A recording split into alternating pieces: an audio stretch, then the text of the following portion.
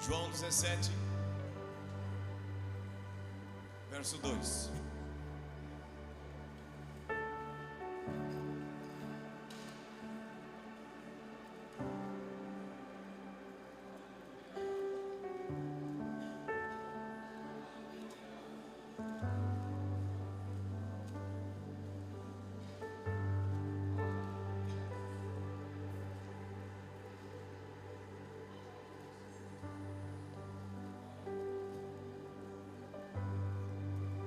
Diz assim esse texto: assim como lhe deste autoridade sobre, eu estou usando a NAA, assim como lhe deste autoridade sobre toda a humanidade, a fim de que lhe conceda a vida eterna a todos que lhe deste.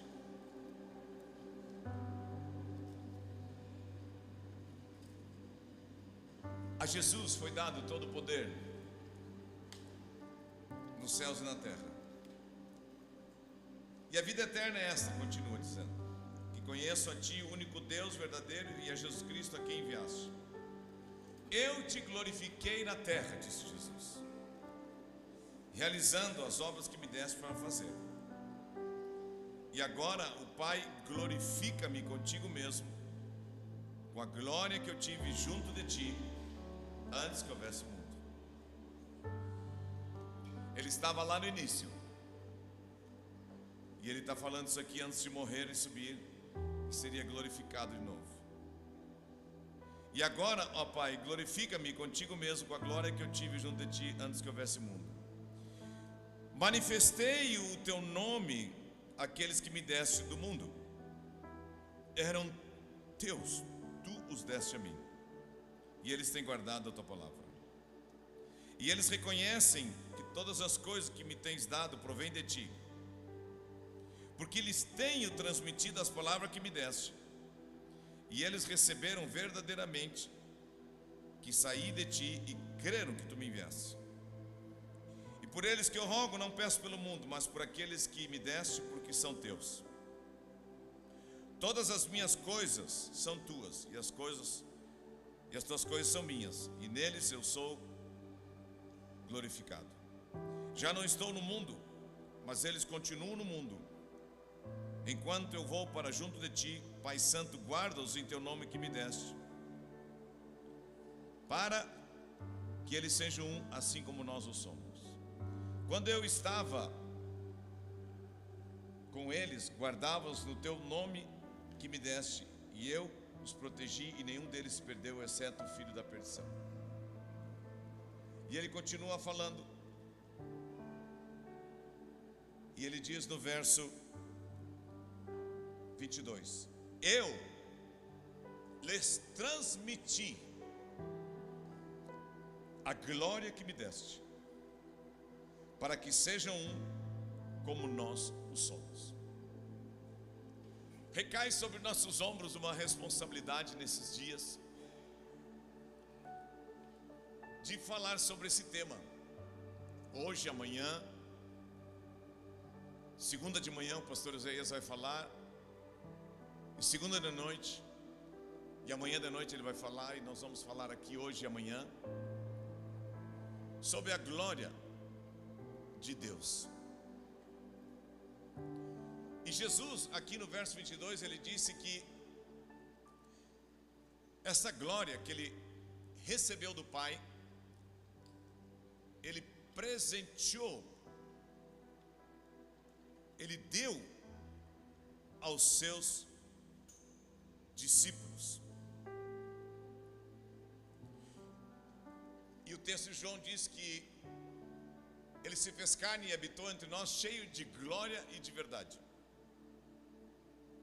Esse tema, a glória de Deus, tem tudo a ver com a presença de Deus.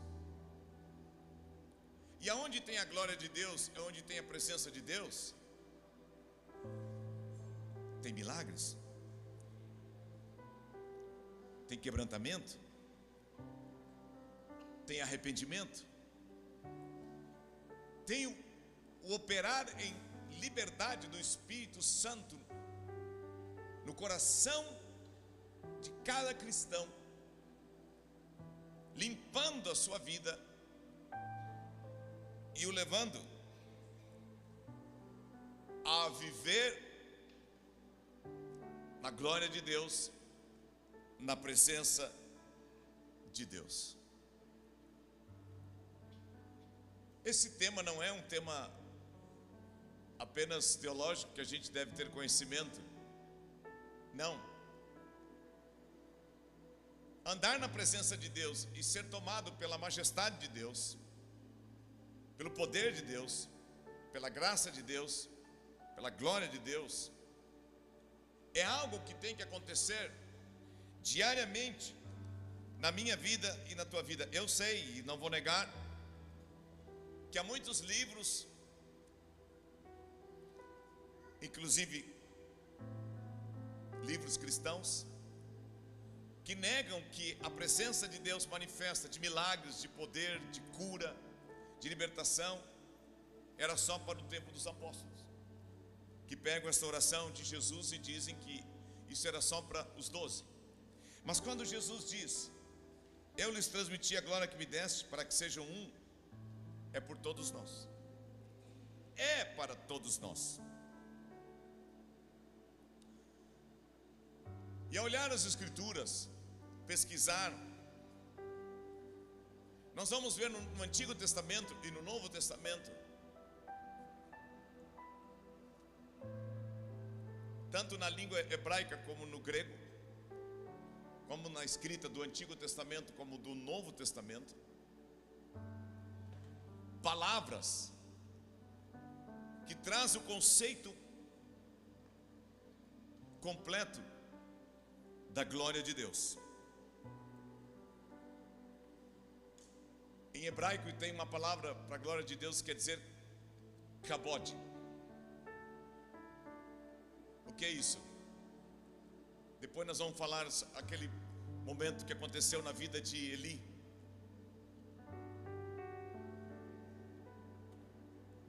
Foi dito Icabode, se foi a glória de Deus. Mas vamos ficar no Cabode primeiro. Quer dizer,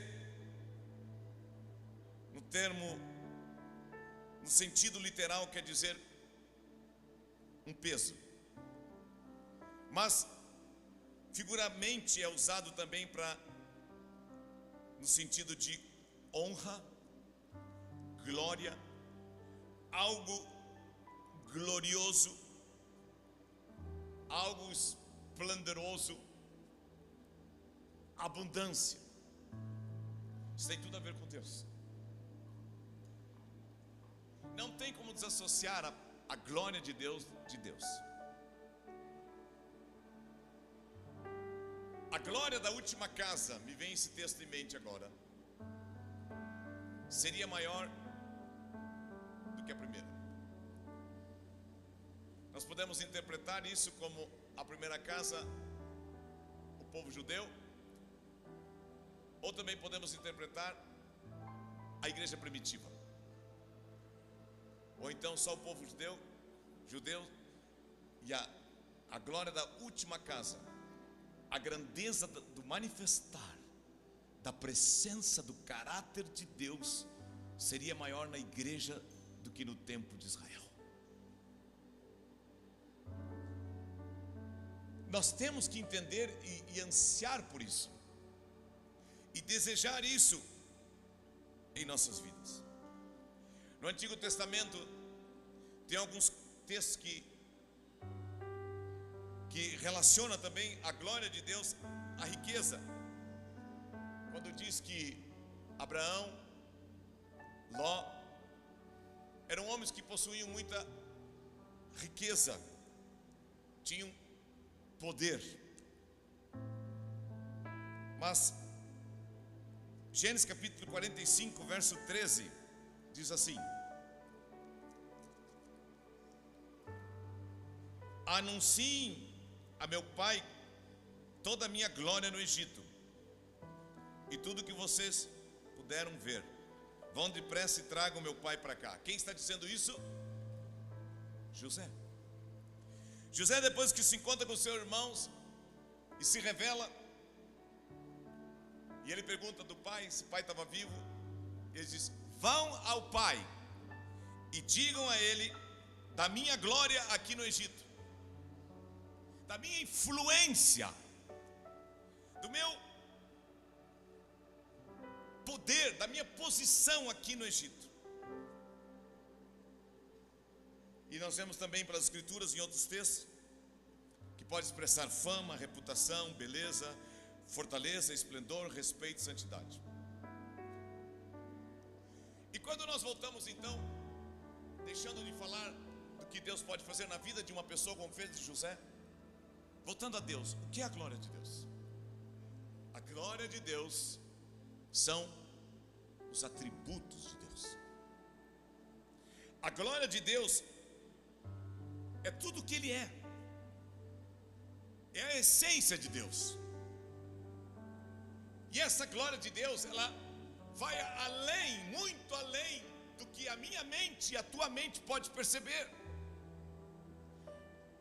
Nós só vamos conseguir, presta atenção nisso, nós só vamos conseguir perceber a grandeza, o caráter de Deus, a sua honra, o quanto Ele merece ser temido, honrado, adorado, glorificado, por revelação do Espírito Santo.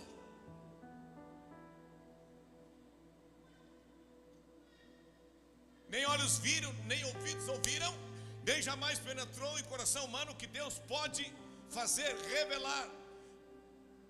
O apóstolo, ao orar pela igreja, ele diz: Pai, eu peço que Tu abras o entendimento do coração para que eles enxerguem a glória de Deus, aquilo que eles já têm, por meio da obra perfeita, redentora de Deus.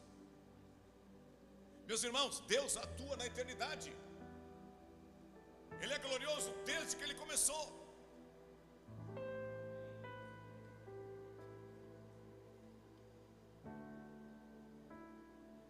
É infinito, não tem fim.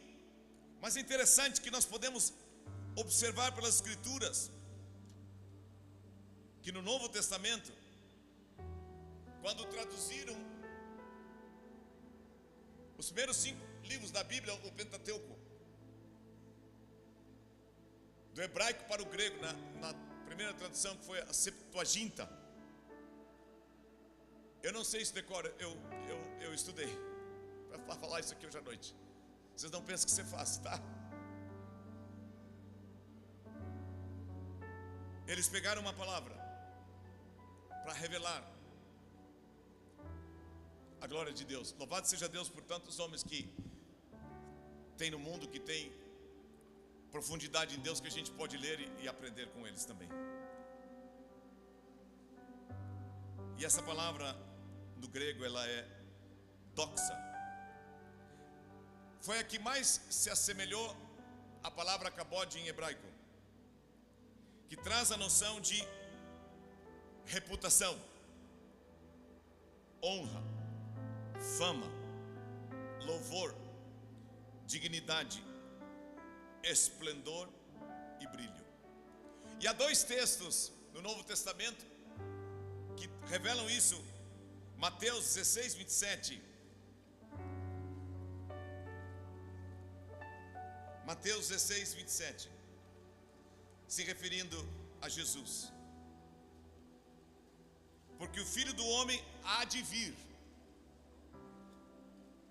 na glória de seu Pai, com os seus anjos. Ele há de vir na glória do seu Pai, na majestade, no brilho do Pai. E João 1,14. Esse capítulo é muito bom. E o Verbo se fez carne e habitou entre nós, cheio de quê? de graça e de verdade. O que a graça e a verdade revelou em Jesus? A glória do Pai. E vimos a sua glória. Glória como o Filho único de Deus. No Novo Testamento, esta palavra doxa, glória, ela traz a ideia de majestade, que só pertence a Deus. Por isso a Bíblia diz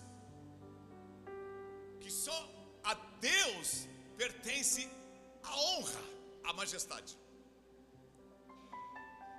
O que Jesus disse para Satanás? Ao Senhor teu Deus adorarás e só a Ele prestará culto. Por que Satanás foi lançado de fora do céu para a terra? Porque quis receber a glória que era de Deus para ele.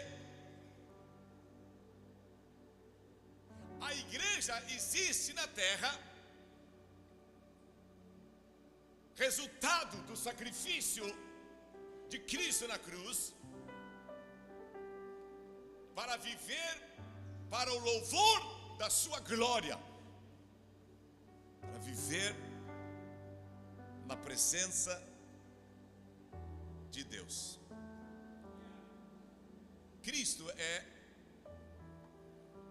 a expressão exata, perfeita e completa da glória de Deus. E Ele vai voltar, não como um cordeiro, mas vai voltar cheio de glória. Então, para nosso entendimento, unindo essas duas palavras, podemos chegar a uma conclusão: que a glória de Deus é a soma total dos atributos de Deus, do caráter de Deus e das virtudes próprias, particulares e exclusivas que vem de Deus. É o brilho da sua presença, a glória de Deus, e o brilho da sua majestade.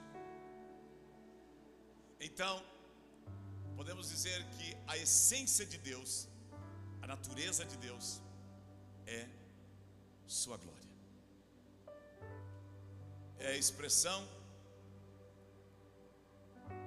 completa da sua majestade, da sua presença, dos seus atributos, do seu caráter e da sua virtude. Isso é tão forte. Fica tranquilo, nós vamos parar, tá? Isso é tão forte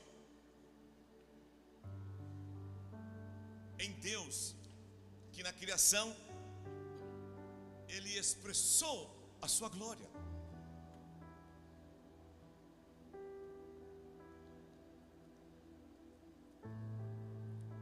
Quantos creem que se tirássemos o oxigênio desse ambiente aqui, todos nós morreríamos? Levanta a mão bem alta. Sabe qual é o oxigênio do céu?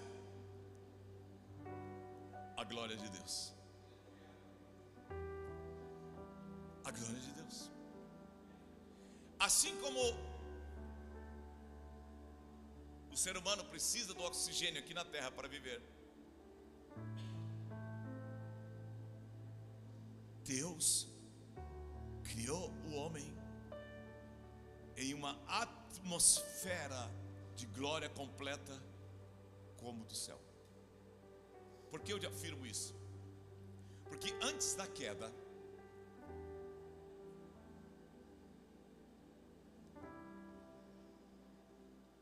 Deus, na sua essência, a Bíblia diz em Gênesis capítulo 1 que Ele criou a terra, os oceanos, o firmamento. Ele fez tudo pleno, completo, sem defeito, porque Ele é pleno. E depois que ele criou um ambiente perfeito, o jardim do Éden não é apenas para nós entendermos como uma conotação de um lugar físico, mas o jardim do Éden é um lugar onde havia a expressão exata e vivia da atmosfera da presença e da glória de Deus. Então Deus criou um ambiente pleno e completo,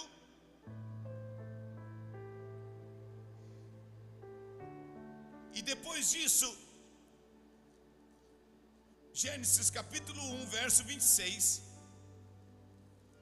diz assim: façamos o ser humano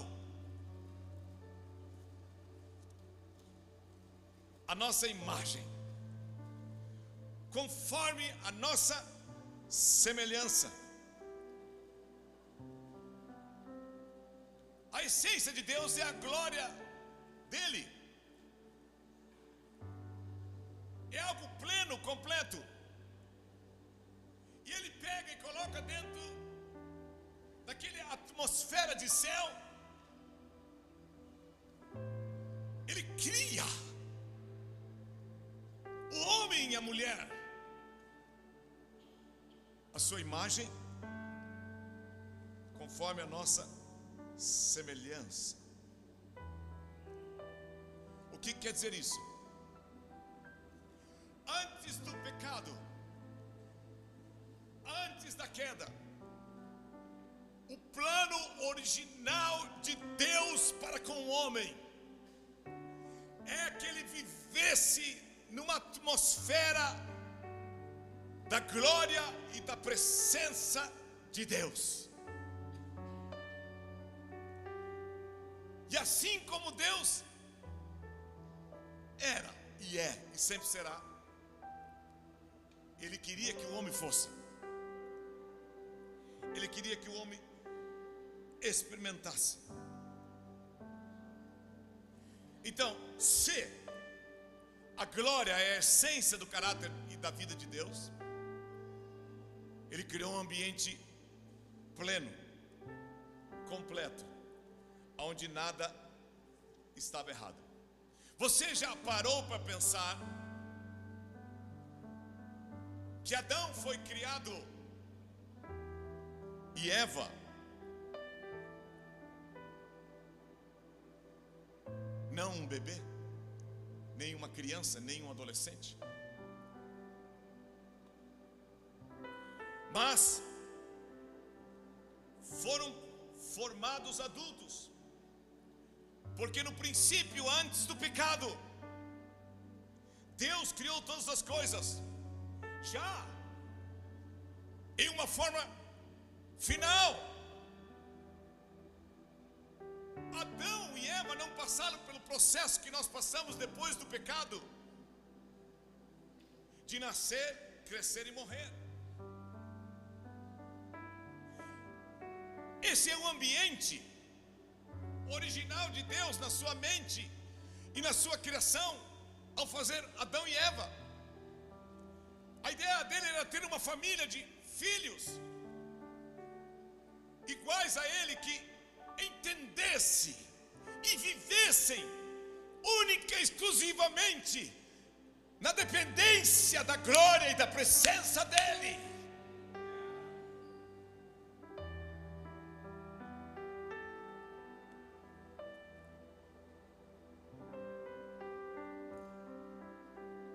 E quando tudo foi criado perfeito,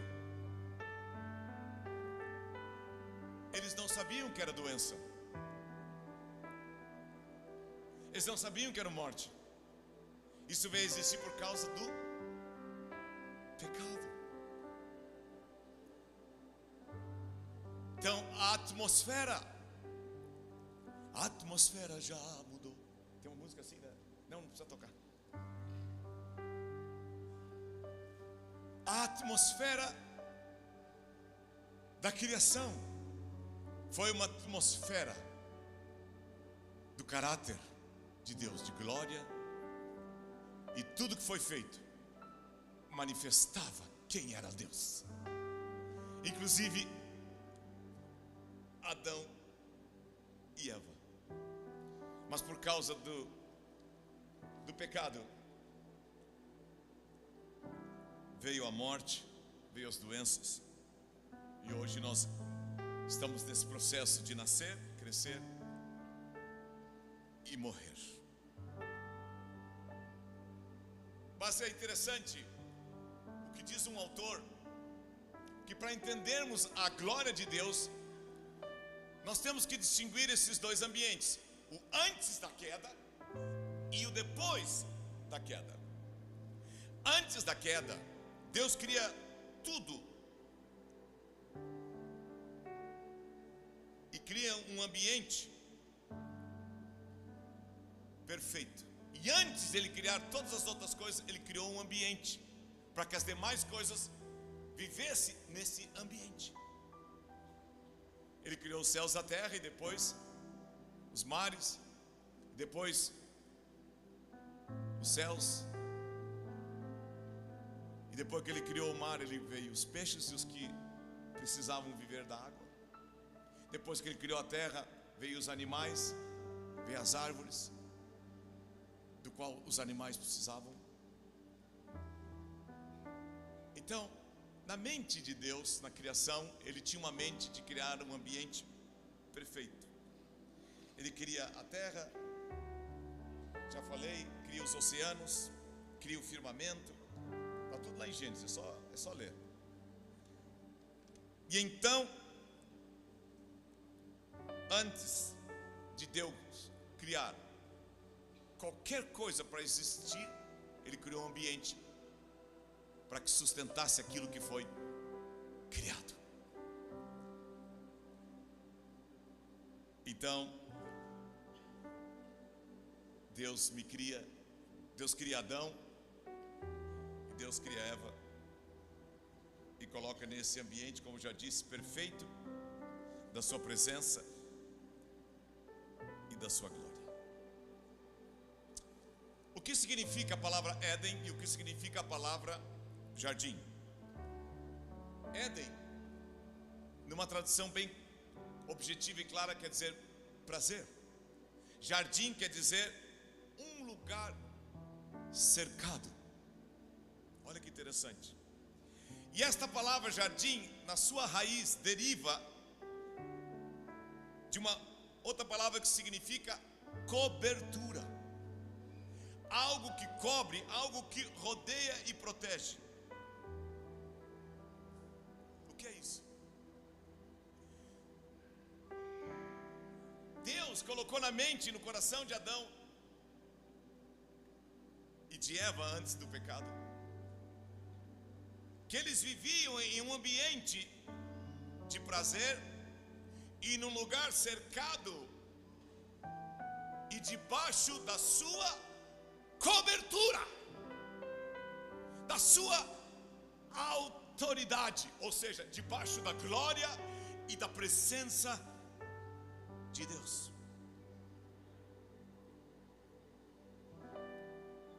Isso era Deus na criação. Agora o que diz Romanos 3, 23? Ligando a essa introdução. Porque todos pecaram e destituídos foram do quê? Do quê? Da glória de Deus. De viver debaixo do caráter, da soberania, da presença de Deus. O pecado irrompe e destrói o projeto original de Deus, de o homem viver numa atmosfera de glória e presença dele. É triste isso, é trágico. Durou pouco o tempo que eles ficaram debaixo dessa atmosfera. Infelizmente eles decidiram desobedecer a Deus. Eles não podem colocar a culpa nem Eva colocar em Adão, nem Adão em Eva. Ambos decidiram desobedecer o que Deus tinha dito a eles. Pecado é desobedecer as instruções de Deus. Pecado é desobedecer às ordens de Deus. Mas pecado é muito mais que isso. Pecado é perder a glória e a presença original de Deus em nossas vidas. E será que Deus deixou por menos? O que aconteceu depois que o homem pecou?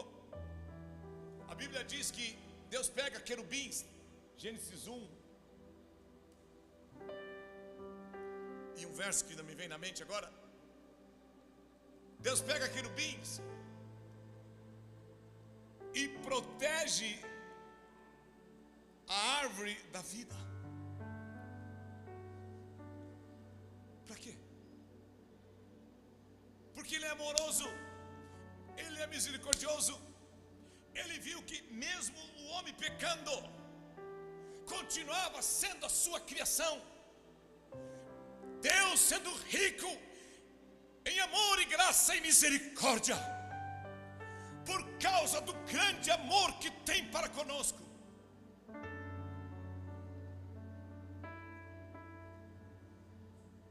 Não deixou Adão e Eva comer depois do pecado do fruto da vida, porque senão nós viveríamos eternamente afastados de Deus. Mas como Deus sabia que diante do erro de Adão e Eva, o pecado entraria no mundo, mas Ele tinha um gatilho. Ele tinha alguém que estava com Ele antes da criação de todas as coisas, chamado Jesus. E Ele traz esse homem à existência, gerado pelo Espírito no ventre de uma virgem, para que o homem Cristo vencesse o pecado e desse condição ao homem de voltar à atmosfera da glória e da presença de Deus.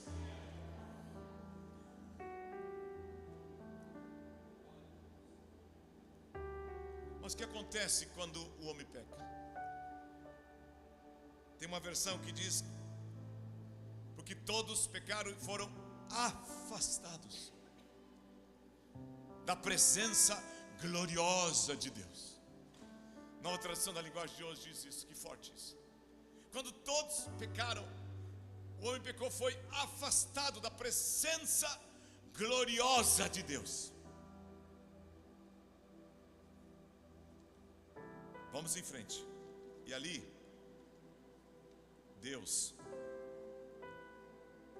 viu que o pecado tinha afastado o homem dele, da sua glória original, daquela atmosfera perfeita. O que acontece? Deus protege a árvore da vida,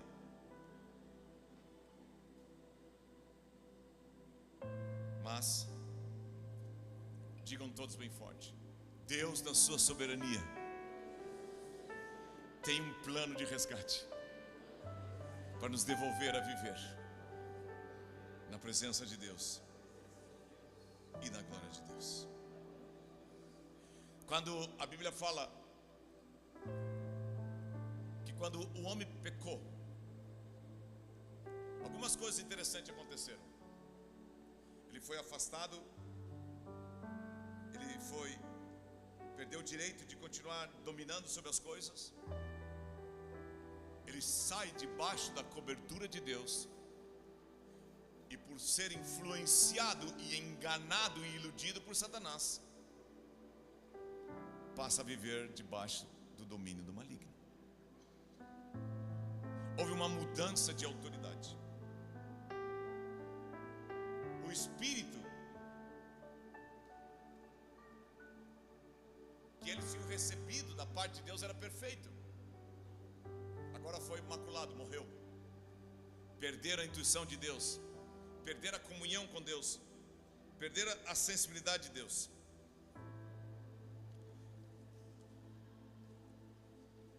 Olhe para a pessoa que está ao teu lado e pergunte para ela: o que acontece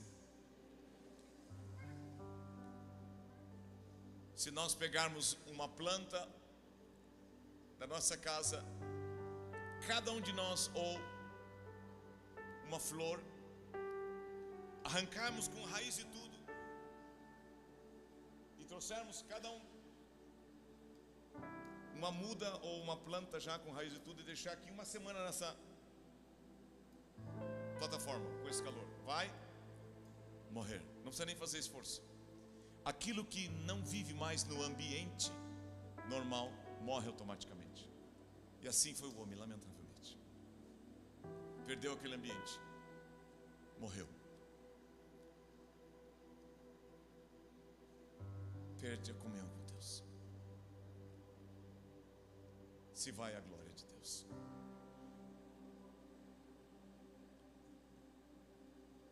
Eles escolheram isso. Buscaram viver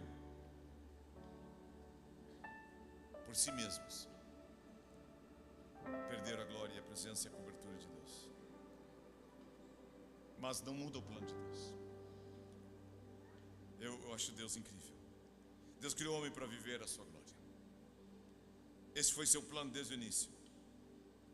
Fomos desenhados não para viver num lugar onde não podemos desfrutar da glória e nem da presença de Deus. A vida do homem debaixo da maldição do pecado leva o homem a perder a comunhão com Deus. Mas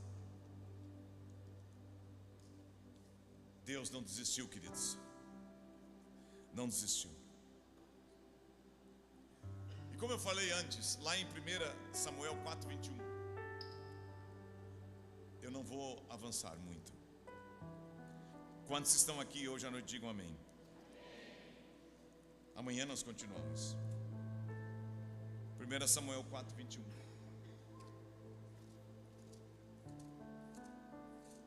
Conta a história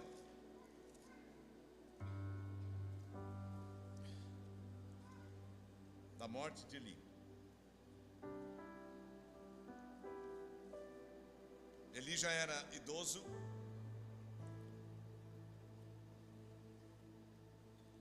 e ele estava na porta da entrada da cidade de Siló, e ele escutou um alvoroço.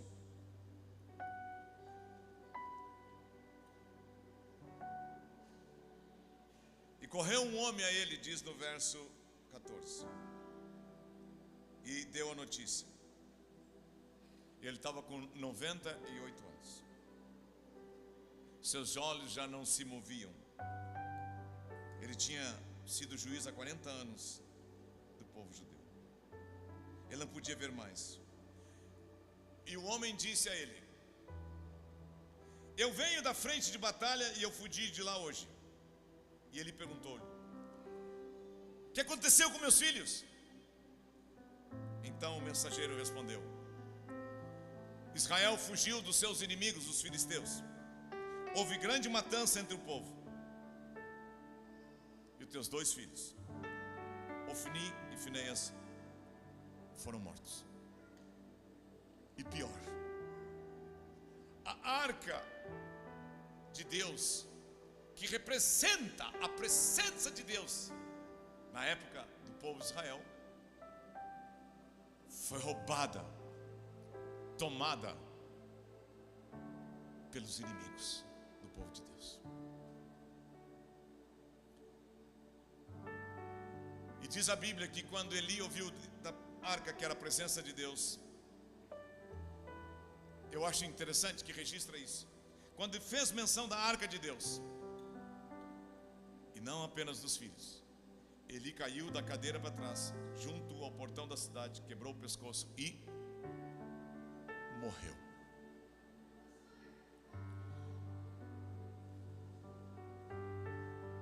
Deus te abençoe.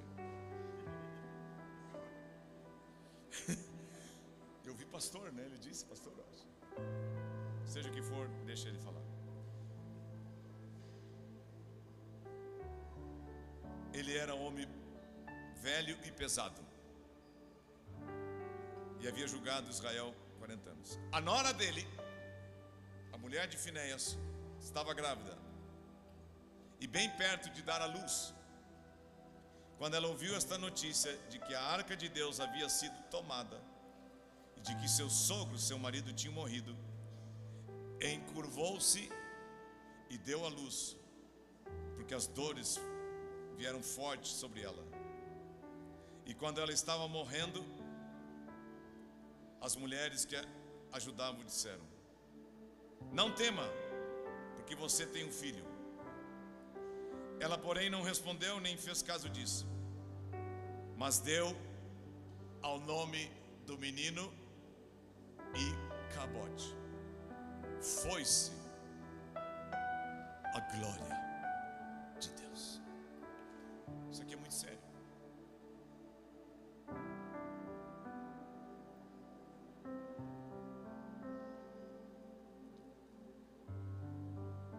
Ontem à noite, o Raul falou dentro da sua pregação uma coisa muito interessante, que eu quero aproveitar e trazer aqui de novo. Não basta a aparência. Por fora parece que está tudo certo, mas lá dentro está oco. Não tem mais a vida, nem a presença, nem a glória de Deus.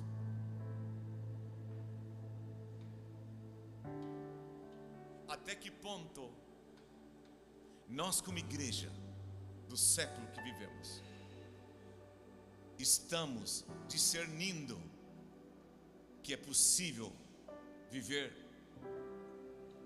sendo o povo de Deus e assim mesmo o Icabode existir?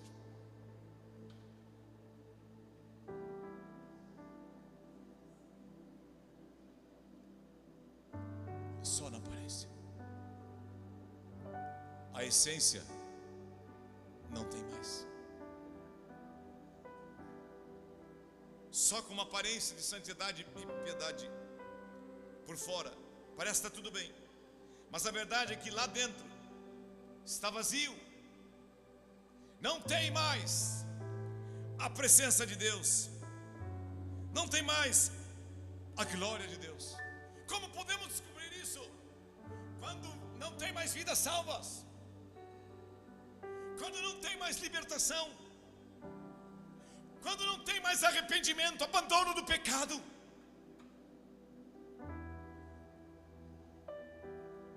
Quando não tem mais manifestação de sinais, prodígios e maravilhas. Quando não tem mais adoração genuína. A igreja está morta. Morta.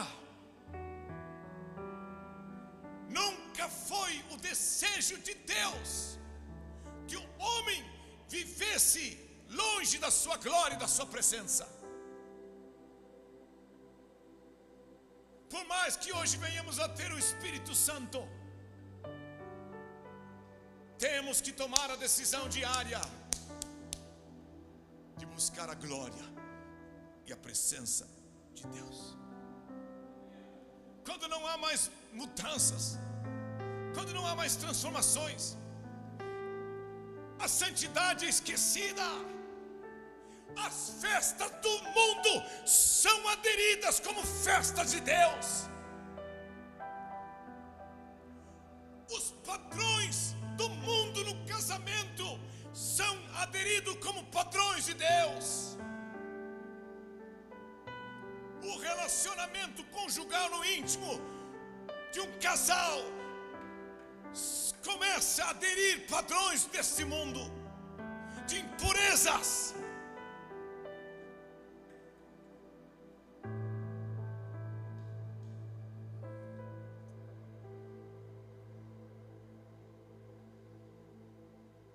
Louvado seja Deus que não esqueceu de nós,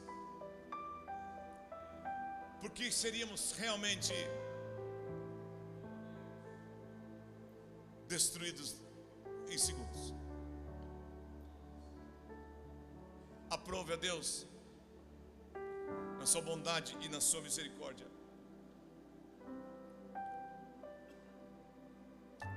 diz um texto das Escrituras que ninguém perecesse, mas que todos chegassem ao arrependimento. Deus, na sua soberania, viu que o peso da sua glória, da sua honra, do seu caráter tinha sido esquecido pelo homem por causa do pecado. Ele proveu um caminho de volta para sermos restaurados à sua glória. Ele idealizou um plano perfeito na pessoa do seu Filho chamado Jesus Cristo. Ele envia Jesus à terra, faz nascer como homem, e como homem ele venceu o pecado. Em nenhuma área da vida dele o pecado teve domínio sobre ele.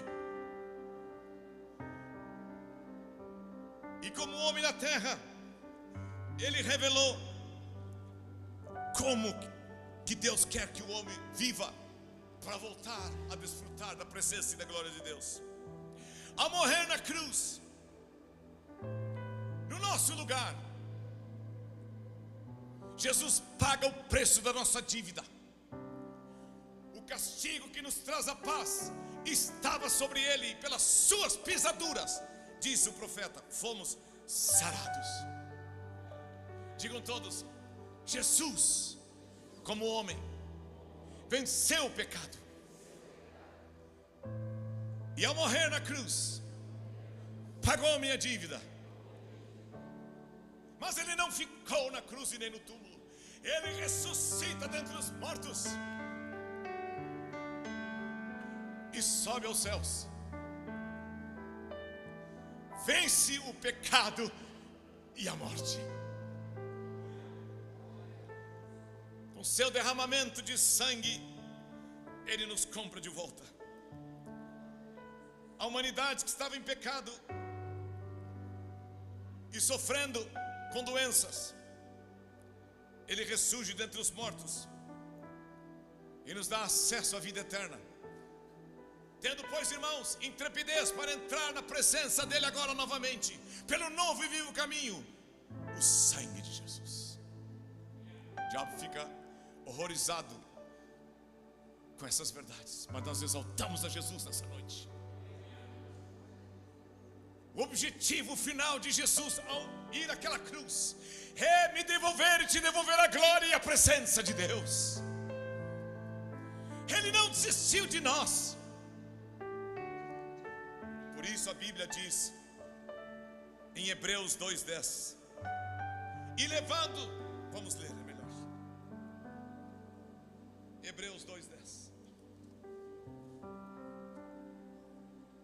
Porque convinha que Deus, por causa de quem e por meio de quem todas as coisas existem, conduzisse, digam todos comigo, muitos filhos à glória, aperfeiçoasse por meio do sofrimento o autor da salvação deles. Digam todos: Cristo morreu. Primeiro, Cristo nasceu, Cristo morreu, Cristo ressuscitou, Cristo subiu aos céus e vai voltar a segunda vez para nos levar de volta à glória de Deus. Aplauda Ele, aplauda Ele.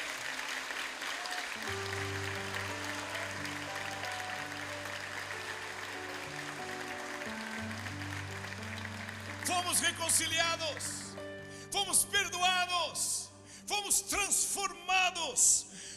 E agora, por causa da presença do Espírito Santo de Deus na minha vida e na tua vida, ganhamos a condição de entender, buscar, desejar, viver a glória de Deus e viver na presença de Deus.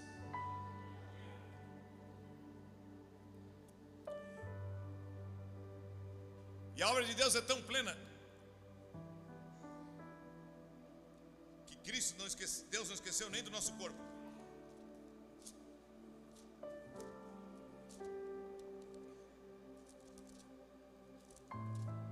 daqueles que morreram na segunda vinda de Cristo. Assim também é a ressurreição dos mortos. Semeia-se o corpo na corrupção, ressuscita na incorrupção. Semeia-se em desonra, ressuscita em glória. Semeia-se em fraqueza, ressuscita em poder. Semeia-se corpo natural, ressuscita corpo espiritual. Se há corpo natural, há também corpo espiritual. Pois assim está escrito: o primeiro homem, Adão, se tornou um ser vivente, mas o último Adão, que é Cristo, é o Espírito vivificante. Quando Cristo voltar, se estivermos mortos, ganharemos um corpo glorificado e vamos voltar plenamente para a atmosfera da presença e da glória de Deus, o ambiente perfeito da criação. Não podemos desprezar o plano perfeito que Jesus fez. Por isso eu te digo mais uma vez: se a Bíblia afirma que o Evangelho é o poder de Deus,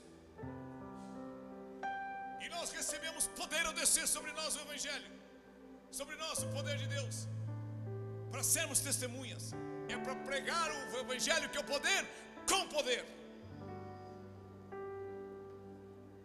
Somos insignificantes o número de pessoas neste congregar diante do número de pessoas que precisam ser salvas nessa cidade. Fale de Jesus. O único meio do homem ser devolvido à glória e à presença de Deus é por meio da pregação do Evangelho, que levará as pessoas ao arrependimento. E guarde isso: ele não voltou ainda, como diz o texto de Pedro, porque ele deseja que todos cheguem ao arrependimento. Por isso Deus está tardando a sua volta. É fácil você chegar, caminhar e viver novamente com a glória de Deus? Não é fácil. Mas há um poder dentro de nós, o próprio Espírito, como foi falado aqui ontem à noite, de Deus. Eu tenho lhe transmitido a glória que tu me deste. Eu vou subir, mas eu vou enviar outra pessoa que continuará tocando vidas e corações para viver a minha glória e desfrutar da minha presença.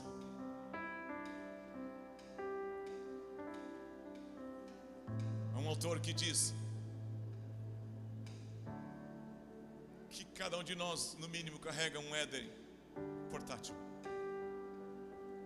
que é a habitação do Espírito de nós, que é essa atmosfera do céu de santidade, de pureza, de quebrantamento, dependência total de Deus, que é a glória e a presença de Deus. Diante desta palavra e desta verdade, para onde iremos? Digam todos: para Jesus. Só dele vem palavras que podem nos levar à presença e à glória de Deus. Eu sou o caminho, a verdade e a vida. Ninguém vai ao Pai senão por mim. O que permanece em mim e eu nele, esse dá muito fruto, porque sem mim, eu gostei muito de uma outra versão que diz: porque afastados de mim por causa do pecado, nada vocês podem fazer. Mas se vocês estiverem em mim e eu em vocês, vocês farão as obras que eu fiz e outras maiores, diz a palavra de Deus. Não sou eu que estou dizendo, é Jesus que está dizendo. Aceita como palavra de Deus.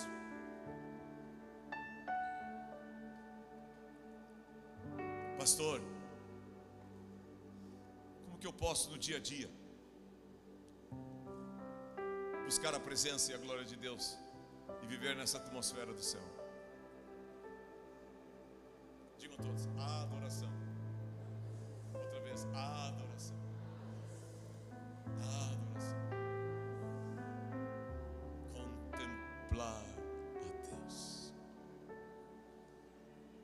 dobrar-se, curvar-se diante dele.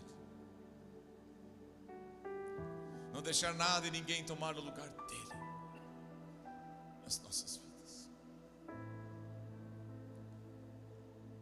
Como mais, pastor? A palavra que você tem trazido desse Jesus tem limpado vocês, purificado vocês, criado em vocês o desejo de viver nessa atmosfera da minha glória e da minha presença. Só a palavra tem poder para isso. E o que mais, pastor? Só maior. O que mais, pastor? Fazendo o que Jesus fez no jardim do Getsemane, sujeitando a nossa vontade